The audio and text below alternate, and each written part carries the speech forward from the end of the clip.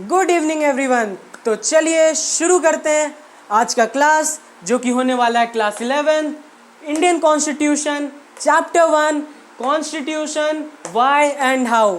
मतलब कि हमें संविधान क्यों चाहिए और संविधान बना तो बना कैसे। कौन सा संविधान? भारत का संविधान, मतलब कि इंडियन कॉन्स्टिट्यूशन। तो चलिए आज हम अपना दूसरा लेक्चर, जहाँ पर अपने पहले लेक्चर में मैंने आपको बता दिया था कि कैसे दो रीजंस बता दी थी, जिसमें बताया था मैंने आपको कि कैसे पीपल को कॉन्स्टिट्यूशन जो है कोऑर्डिनेशन और एश्योरेंस देती है। फिर मैंने आपको बताया कि डिसीजन मेकिंग पावर कैसे स्पेसिफाई करती है, डिसीजन मेकिंग पावर देती है, क्यों देती है, ये सारी चीज़ें आपको मैंने अपने पहले लेक्चर में बता दिया। और अगर आपको दिक्कत हो तो मैं उसको डिस्क्रिप्शन में डाल दूंगा, आप उसे फिर से एक बार देख लीजिएगा।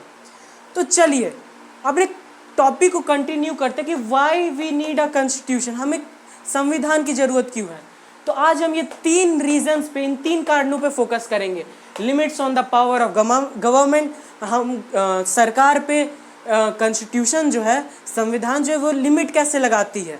फिर aspirations and goals of a society, एक सोसाइटी का गोल होता है, उसके एस्पिरेशंस होते हैं, उसकी आकांक्षाएं होती हैं। तो ये सारी चीज़ें कॉन्स्टिट्यूशन रिफ्लेक्ट करता है, समझ गए। फिर पांचवा रीज़न है फंडामेंटल आइडेंटिटी ऑफ पीपल।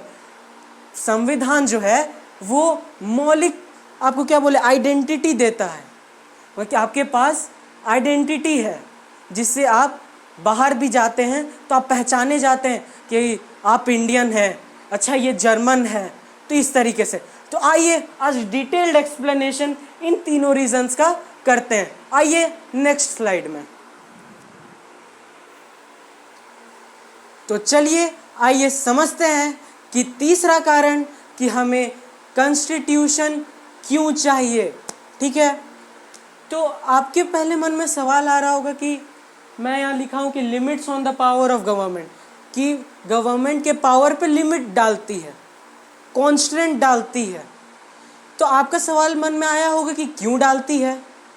इसलिए डाला जाता है कॉन्स्टेंट, क्योंकि अगर ऐसा नहीं किया जाएगा तो गवर्नमेंट का, सरकार का जो मन में आएगा वो करेगी। आप पे कंप्लीट रेगुलेशंस आ जाएंगे, जैसे कि आपके पास फ्रीडम ऑफ रिलीजन नहीं रहेगा, कि आपको कोई भी रिलीजन में बोल दिया जा सकता है कि आप इस रिलीजन में जाओ, आपसे ज़बरदस्ती होगा, आपको यहाँ नहीं चलना है, आपको यहीं चलना है।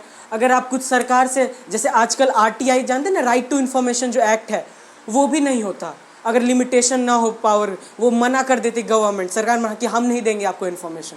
तो लिमिट लगाना इसीलिए ज़रूरी है कि वो मनमाना काम ना कर पाए, आपको कठपुतलियाँ बनाए ना। इसलिए हमें लिमिट डालना ज़रूरी है गवर्नमेंट के पावर पर।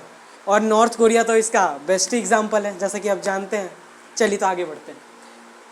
तो अगर कॉन्स्टिट्यूशन जो है, संविधान, वो फंडामेंटल राइट्स यानी कि मौलिक अधिकारों को साफ साफ कॉन्स्टिट्यूशन में, संविधान में लिखा हुआ है, जिससे क्या होगा कि लिमिट लगेगा गवर्नमेंट के पावर पे। तो आप पूछेंगे कि लिमिट कैसे लगेगा फंडामेंटल राइट्स आने पे। तो जैसे मैं आपको एक छोटा सा एग्जांपल देता हूँ कि मेरे पास राइट टू इक्वालिटी है। तो अगर सरकार, मान लीजिए सरकारी जॉब में हम जाते हैं और मैं कोई एक कैटेगरी का हूँ और सरकार मुझको मना कर दे कि इस कैटेगरी के जो लोग हैं या इस तरह के लोग जो हैं वो एग्ज़ाम नहीं दे सकते हैं, तो आप डायरेक्ट कोर्ट जा सकते हैं इसके लिए। क्यों जा सकते हैं? क्योंकि आपके फंडामेंटल राइट्स का हनन हुआ है। तो इससे क्या हुआ, गवर्नमेंट के पावर पे लिमिट लगा ना, रोक लगी ना। ठीक है, समझ गए। अच्छा, तो ये भी बता दूं साथ ही साथ कि फंडामेंटल राइट्स जो हैं वो विड्रॉ भी किए जा सकते हैं दो कंडीशंस में, जैसे कि मैंने यहाँ लिखा है। एक, पहला कि नेशनल इमरजेंसी लग जाए, मतलब कि आपातकाल लग जाए, जैसे कि इंदिरा गांधी जी के पीरियड में हुआ था।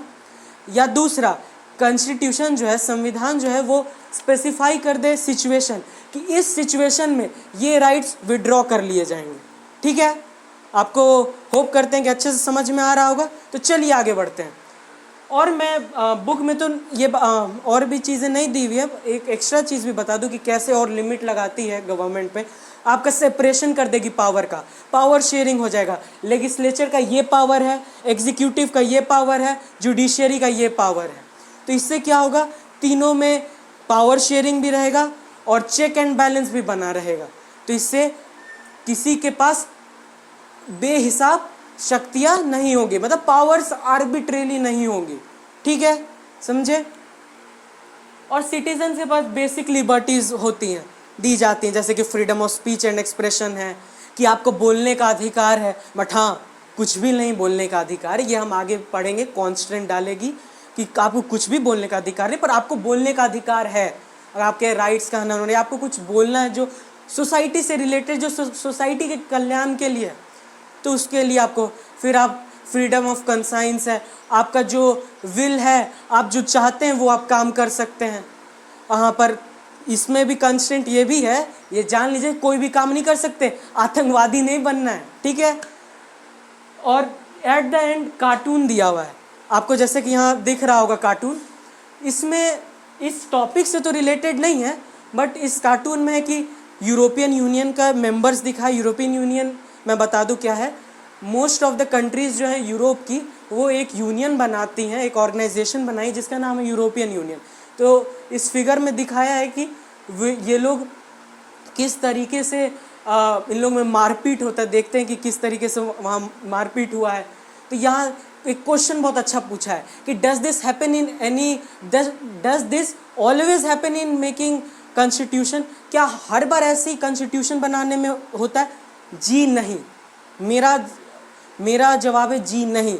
इसलिए नहीं क्योंकि सबके एक सोसाइटी है, तो भली मल्टीपल इंटरेस्ट है, आपके मल्टीपल चाहते होंगी, कई सारी चीज़ें होंगी, बट हम नेगोशिएशंस करते हैं, हम एक एग्रीमेंट पे पहुंचते हैं। जैसे कि आपको पहले रीज़न में बताया था कि इट अलाउज कोऑर्डिनेशन एश्योरेंस, कि बेसिक रूल्स पे हम एग्री करते हैं। तो क्या होता है कि हम एक कॉन्स्टिट्यूशन उस हिसाब से तैयार करते हैं। यहाँ इसलिए नहीं हो पा रहा है मेरे हिसाब से, क्योंकि डिफरेंट कंट्रीज़ हैं, तो उसके अपने नेशनल इंटरेस्ट हैं, उनके इकोनॉमीज़ में डिफरेंस है, तो इन वजहों से हमको लगता है कि कन्फ्लिक्ट है। और इसका आंसर होगा कि नहीं, ऐसा हर बार नहीं होता कॉन्स्टिट्यूशन मेकिंग। और इसका सबसे सटीक एग्जाम्पल हमारा इंडियन कॉन्स्टिट्यूशन, ठीक है। आशा करता हूँ कि आपको ये बात समझ में आ गई होगी कि कैसे दो चीज़ें आपको बातें इसमें समझ में आई होगी कि जो पावर, जो कॉन्स्टिट्यूशन है वो गवर्नमेंट के पावर पे लिमिट लगाती है, क्यों लगाती है और कैसे लगाती है। तो आइए अब अगला रीज़न नेक्स्ट स्लाइड में सीखते हैं। तो चलिए आइए समझते हैं चौथा कारण कि हमें संविधान यानी कि कॉन्स्टिट्यूशन क्यों चाहिए। क्योंकि वो कॉन्स्टिट्यूशन जो है वो फुलफिल करती है एस्पिरेशंस और गोल्स ऑफ अ सोसाइटी। मतलब कि एक सोसाइटी का जो आकांक्षा है, जो उसको चाहिए, मतलब कि अगर उसको डेवलपमेंट चाहिए, उसको डिस्क्रिमिनेशन जो उसके यहाँ हो रहा है उससे फ्री चाहिए, तो ये सारी चीज़ें फुलफिलमेंट कहना ठीक नहीं होगा, फ्रेमवर्क देती है, एक ढांचा देती है, ये कह सकते हैं।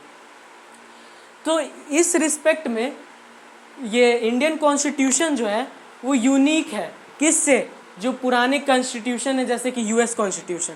अब आपको लगेगा कि मैं ऐसा क्यों कह रहा हूँ, इसलिए कह रहा हूँ क्योंकि यूएस के कॉन्स्टिट्यूशन में है कि आपका डिसीजन मेकिंग पावर को कौन डिसीजन बनाएगा ये स्पेसिफाई कर दिया, गवर्नमेंट के पावर पे लिमिट लगा दिया, बस यहीं तक रह जाता है। बट हमारे इंडियन कॉन्स्टिट्यूशन में ऐसा नहीं है, वो सब चीज़ें तो हैं ही, साथ में ये भी है, क्योंकि एक सही संविधान तभी बन सकता है जब आप वहाँ के रहने वाले जो लोग हैं उनके इच्छाएं, उनके जो गोल्स हैं, तो एटलीस्ट उनको कंडीशन मिले, उनको वो इन्वायरमेंट मिले, तो वो चीज़ मिले, तब जाके एक सही कॉन्स्टिट्यूशन तैयार होता है और सक्सेसफुल होता है। फिर है कि इट प्रोवाइड्स, मतलब कि इंडियन कॉन्स्टिट्यूशन की यहाँ बात है, it provides enabling framework for government to do positive things. यहाँ पॉजिटिव थिंग्स से मतलब है वेलफेयर से, इसका मतलब होता है वेलफेयर। तो वेलफेयर यहाँ किन का, लोगों का। हमें कॉन्स्टिट्यूशन, जो हमारे इंडियन कॉन्स्टिट्यूशन है, वो प्रोवाइड करती है एक ढांचा, मतलब कि फ्रेमवर्क। क्योंकि कॉन्स्टिट्यूशन के इंसान थोड़ी ना जो चल के आके आपकी भलाई कर देगी, आपके लिए पॉलिसीज बना देगी। उसके बदले किसको रखा गया है, गवर्नमेंट को रखा गया है। समझ गए कि गवर्नमेंट को हम कॉन्स्टिट्यूशन डायरेक्शन देगी और गवर्नमेंट उस हिसाब से काम करेगी और पॉलिसी बनाएगी और इम्प्लीमेंट करेगी। तो अब आप पूछेंगे कि ये जो इनेबलिंग फ्रेमवर्क है ये कॉन्स्टिट्यूशन प्रोवाइड करती है, तो ये आपको कहाँ कहाँ मिला, आप कैसे बोल सकते हैं? तो हम ये 3 जगहों से बोल सकते हैं। एक हो गया हमारा प्रीएम्बल, दूसरा हमारा फंडामेंटल राइट्स और तीसरा डीपीएसपी। तो आइए समझते हैं। सबसे पहले अगर प्रीएम्बल का बात करूं, जैसा कि आपको यहाँ दिख रहा होगा, जस्टिस हो गया, फ्रैटर्निटी हो गया, लिबर्टी हो गया, तो ये सब हमें कब मिलेगा? जब हमारा डेवलपमेंट होगा, जब हम सोशली और इकोनॉमिकली डेवलप होंगे। तो कैसे होंगे? जब गवर्नमेंट पॉलिसीज़ बनाएगी। पॉलिसीज़ कैसे बनाएगी? जब कॉन्स्टिट्यूशन जो है डायरेक्शन देगी। इसलिए कॉन्स्टिट्यूशन जो है ज़रूरी है, जैसे कि आपने बताया, why do we need a constitution. फिर दूसरा फंडामेंटल राइट, जैसे कि आपको ये फंडामेंटल राइट से एक चार्ट दिख रहा होगा, बट मैं एक छोटा सा एग्जांपल से बताता हूँ। जैसे कि हम लोग में अनटचेबिलिटी प्रोहिबिटेड है, उसके लिए एक्ट बनाया गया, हरिजन एक्ट, SC ST एक्ट, ये सब क्यों बनाया गया है? इसलिए बनाया गया है कि कोई डिस्क्रिमिनेशन ना कर पाए, और साथ ही साथ अब ये डिस्क्रिमिनेशन नहीं होगा, साथ ही साथ उनके लिए रिजर्वेशंस लाए गए। अब राइट टू इक्वालिटी में सिर्फ आप सबको इक्वल बोल के नहीं ना छोड़ सकते, क्योंकि हमारा इंडियन कॉन्टेक्स्ट रहा है कि हमारे में कास्ट डिस्क्रिमिनेशन बेहिसाब हुआ है। तो इसलिए उनको जो पीछे रह गए उन्हें आगे लाने की ज़रूरत है। इसलिए हमें वो एक्ट दिखते हैं और गवर्नमेंट उन जो पीछे रह चुके आदमी उनका वेलफेयर करती है, जिससे वो मेन स्ट्रीम में आ पाए। अब तीसरा बात करते हैं डीपीएसपी का। तो डीपीएसपी में आपको जैसे दिख रहा होगा, उसमें सिर्फ एक एग्जांपल जो मैं देना चाहूँगा वह है, जैसा कि आपको यहाँ एग्जाम्पल दिख रहा होगा डीपीएसपी का, कि डीपीएसपी में हम एक एग्जाम्पल हम ले ले, प्रमोशन ऑफ कॉटेज इंडस्ट्री। अब छोटी छोटी इंडस्ट्रियों को बोला गया है कि उससे रिलेटेड पॉलिसी बनाई जाए। क्यों बनाई जाए? एम्प्लॉयमेंट बढ़ेगा। एम्प्लॉयमेंट बढ़ेगा तो क्या होगा? अगर आप इकोनॉमिकली मजबूत होंगे तो आपका घर, देश, सोसाइटी और दुनिया मजबूत होगी। इसीलिए यहाँ पे डीपीएसपी में आपको मिलेगा ये चीज़, aspirations and goals of a society. आप यहाँ समझ गए। अब कार्टून की बात करते हैं। जैसे कि आपको यहाँ कार्टून दिख रहा होगा, यहाँ पे दिखाया गया है कि आपका क्वेश्चन पूछा गया है कि कौन कौन से डिफरेंट ग्रुप्स यहाँ पर हैं। तो आपको उस तरफ दिख रहा होगा कि रिच और रिसोर्सफुल पीपल हैं। अब आप बोलेंगे कि आपको कैसे पता चला? देखिए, वो सूट पहने हुए हैं, उनके पास गिटार है, उनके पास और भी म्यूज़िकल इंस्ट्रूमेंट है, जिससे पता चलता है वो रिच और रिसोर्सफुल हैं, जो कि जनगण मन गा रहे हैं। और इस साइड आप देखिएगा तो आपको दिखेगा कि नॉर्मल इंसान बैठे हुए, वो भी नीचे ज़मीन पे, और वंदे मातरम गा रहे हैं। तो यहाँ एक रिच पीपल को डिनोट कर रहा है और दूसरा आम जनता को डिनोट, पुअर नहीं बोल सकते आप, आम जनता कहिए, कॉमन पीपल। फिर एक क्वेश्चन और पूछा है कि who do you think prevail in this balancing act? इन दोनों में कौन प्रिवेल कर रहा है? तो आप जैसे देख सकते हैं कि रिच लोग जनगण मन गा रहे हैं और जो आम आदमी है वो वंदे मातरम गा रहा है। तो आपको पता है कि इंडियन कॉन्स्टिट्यूशन जनगण मन को एक्सेप्ट किया एज नेशनल एंथम और वंदे मातरम को एक्सेप्ट किया गया एज नेशनल सॉन्ग। तो दोनों को ही बैलेंस करते हुए एक्सेप्ट किया गया और यहाँ कोई प्रिवेल नहीं कर रहा है हमारे कॉन्स्टिट्यूशन के नज़र में। आगे आपको समझ में। आइए समझते हैं 5वां रीज़न कि हमें कॉन्स्टिट्यूशन क्यों चाहिए। तो चलिए आइए समझते हैं कि हमें कॉन्स्टिट्यूशन यानी कि संविधान क्यों चाहिए और उसका 5वां कारण आइए समझा जाए। कि कॉन्स्टिट्यूशन जो है वो हमें फंडामेंटल आइडेंटिटी देती है पीपल को। मतलब कि मौलिक पहचान देती है। अब आप बोलेंगे कैसे देती है, तो इसका मैं अपने से एग्जाम्पल समझाता हूँ। जैसे कि अगर मैं एग्री कर रहा हूँ, अगर मैं मानता हूँ कि कॉन्स्टिट्यूशन मेरे से सर्वोपरि है और उससे सारे प्रोविज़न्स को मैं मानता हूँ, जैसे कि 1950 में पूरे कंसेंसस के साथ देश में लागू किया गया, क्योंकि उसे सारे लोगों द्वारा माना गया, उसके सम्मान किया गया। तो अगर मानता हूँ तो मुझे क्या मिलती है? एक पॉलिटिकल आइडेंटिटी मिलती है, पॉलिटिकल पहचान मिलती है कि मुझे वोट देने का अधिकार मिलता है, मुझे पॉलिटिकल एक्टिविटीज़ जो हो रही हैं उसमें भाग लेने का मौका मिल रहा है। ठीक है, फिर हमें, अगर हम कॉन्स्टिट्यूशन से अबाइड हैं, हम उससे बंधे हुए हैं संविधान से, तो हमें एक नेशनल आइडेंटिटी मिलती है।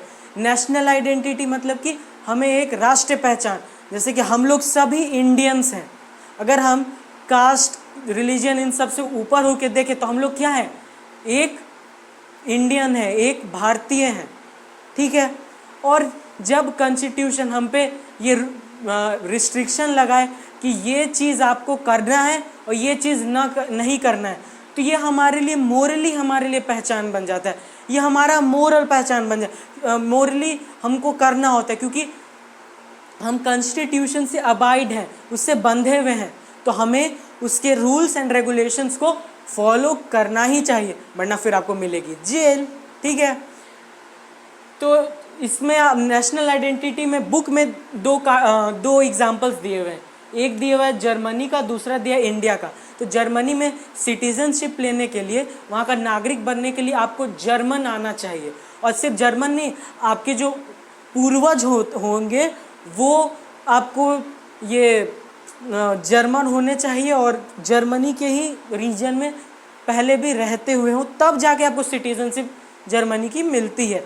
बट इंडिया में ऐसा कुछ नहीं है, आपको ना जर्मन बोलने की ना आपको रिस्ट्रिक्शन है कि आप सिर्फ हिंदी बोलो या फिर आप इंग्लिश बोलो तभी आपको मिलेगा।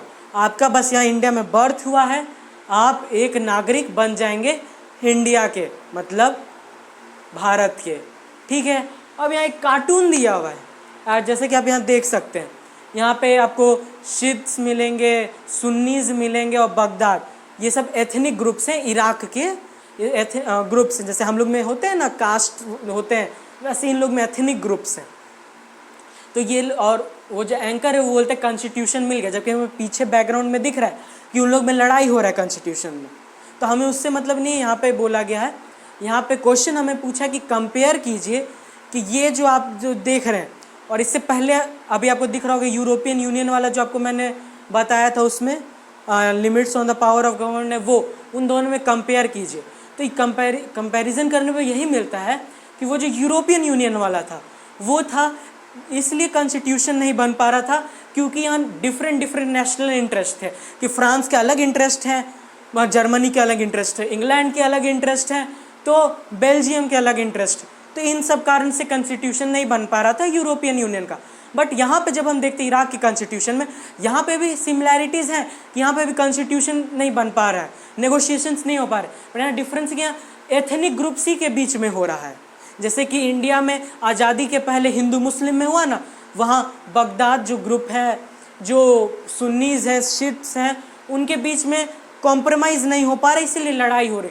तो इस कार्टून में आपका एथनिक ग्रुप्स का कन्फ्लिक्ट दिखाया गया, और यूरोपियन यूनियन वाले कार्टून में आपका नेशन से नेशन का कन्फ्लिक्ट दिखाया गया। ये चीज़ आप समझ गए। अब चलिए, ये जो टॉपिक जिस पे हमने बहुत मेहनत की, बहुत अच्छे से समझा, पढ़ा, और आशा करता हूँ कि आपको समझ में भी आया होगा। और इसी के साथ हम अपना ये जो टॉपिक है कि हमें कॉन्स्टिट्यूशन क्यों चाहिए, संविधान क्यों चाहिए, तो ये 5 रीजंस हमने समझे कि हमें कोऑर्डिनेशन एश्योरेंस देती है कॉन्स्टिट्यूशन, कौन डिसीजन बनाएगा ये पावर देती है, फिर पावर देती भी है और कौन बनाएगा ये भी स्पेसिफाई करती है, तीसरा लिमिट लगाती है, चौथा आपका ये एस्पिरेशंस और गोल्स बताती है कि एक सोसाइटी का रिफ्लेक्ट करती है वो कॉन्स्टिट्यूशन, फिर जो मौलिक पहचान है एक उस कंट्री के पीपल का वो देती है। तो इन्हीं सब कारणों से बनती है। और अगर आपके पास कोई और आइडियाज़ होंगे, कोई और कारण होंगे, मतलब कि हमें कॉन्स्टिट्यूशन क्यों चाहिए, तो आप हमें कमेंट्स में बता सकते हैं। तो चलिए इसी के साथ आज का वीडियो समाप्त करते हैं और ध्यान रखिएगा, सुरक्षित रहिएगा और लाइक करना, शेयर करना और सब्सक्राइब करना ना भूलें। तो चलिए bye bye and take care.